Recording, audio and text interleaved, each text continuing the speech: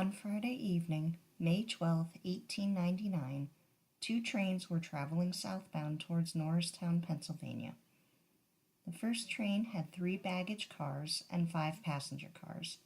The second train had 6 coach cars carrying Civil War veterans home from the unveiling of the General Hartranft equestrian statue at the state capitol in Harrisburg. A northbound coal train had broken down at Birdsboro.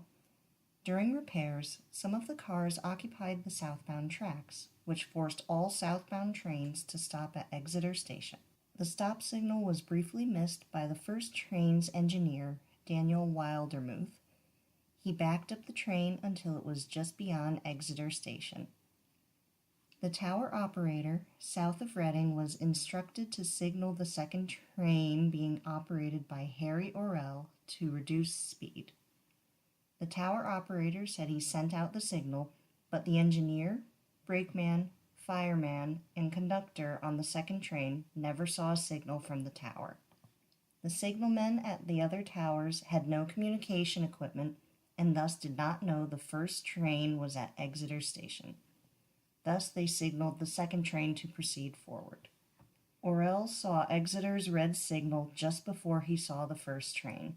He immediately turned off the steam, applied the brakes, and dumped the sand. The brakeman from the first train, Charles Miller, saw Orrell's train. He jumped from his train, which was moving backward, and ran toward the oncoming train while waving his red lantern signaling the trains to stop. The second train's engine went through the rear car of the first train, causing the next car to telescope halfway into the following car. The first 2 cars of the second train were destroyed. 29 people were killed and 44 were injured, making this one of the worst railroad accidents in southeastern Pennsylvania history. Berks County charged 5 men with causing the crash, and the Reading Railroad separately placed the blame on the 2 train engineers. The town of Exeter eventually changed its name to Lorraine a few years after the accident.